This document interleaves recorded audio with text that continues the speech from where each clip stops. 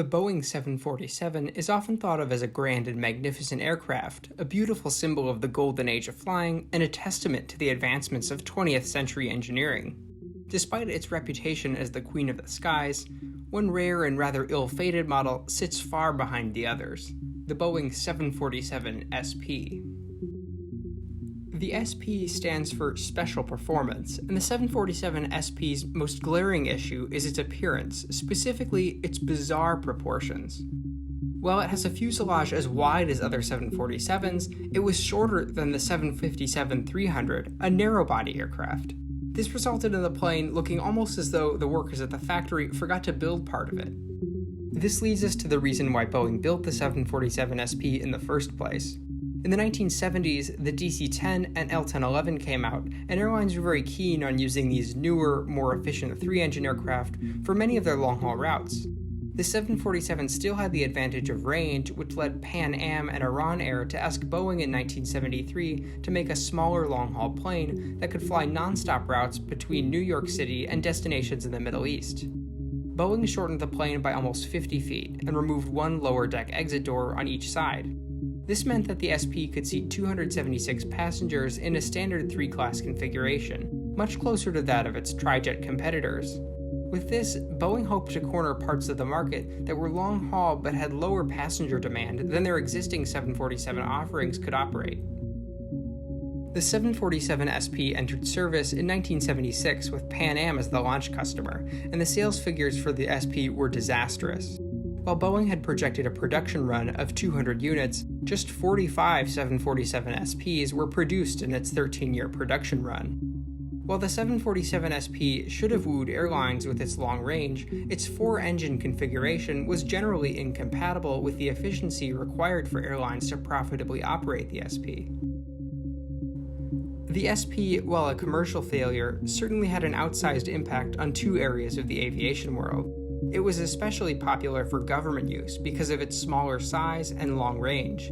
It is currently used by the government of Oman and has been used by the governments of Bahrain, Brunei, Qatar, the United Arab Emirates, and Yemen. It is also used to advance scientific goals, with NASA as well as Pratt & Whitney Canada operating the 747 SP to conduct research.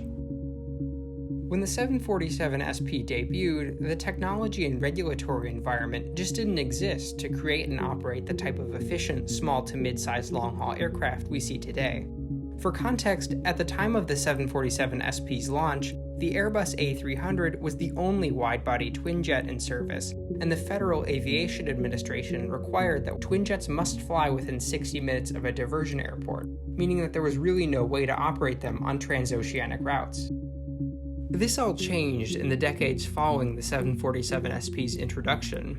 While the Airbus A300 was generally well received, it launched with a relatively short range and was bound to the FAA's 60-minute restriction, which meant that it could not be used for transatlantic service. Later, the Boeing 767 was launched, and while it was one of the most advanced aircraft at the time, it was hamstrung by the same restrictions that limited the ways in which it could be used.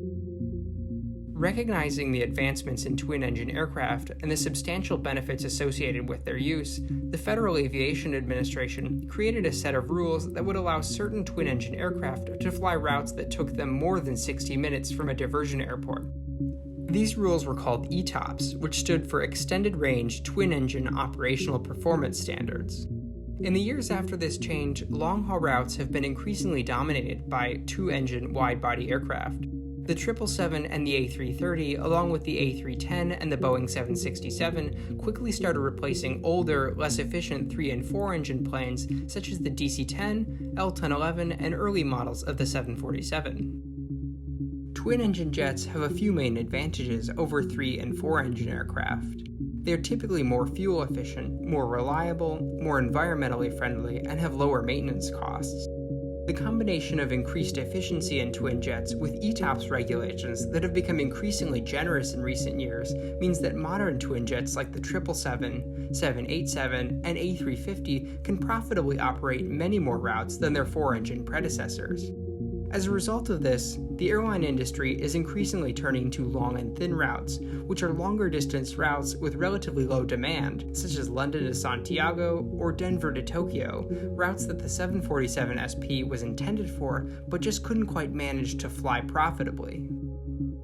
While it is easy to dismiss the 747 SP as a peculiar plane born of a bizarre business decision, one must consider that in many ways the SP was ahead of its time. Boeing created an aircraft for a market that is now booming and represents a focal point for aviation innovation. Its foresight, intended or not, should be lauded, because although the project was hindered by the technology of the era, it represented a first step toward the world of commercial aviation we have today.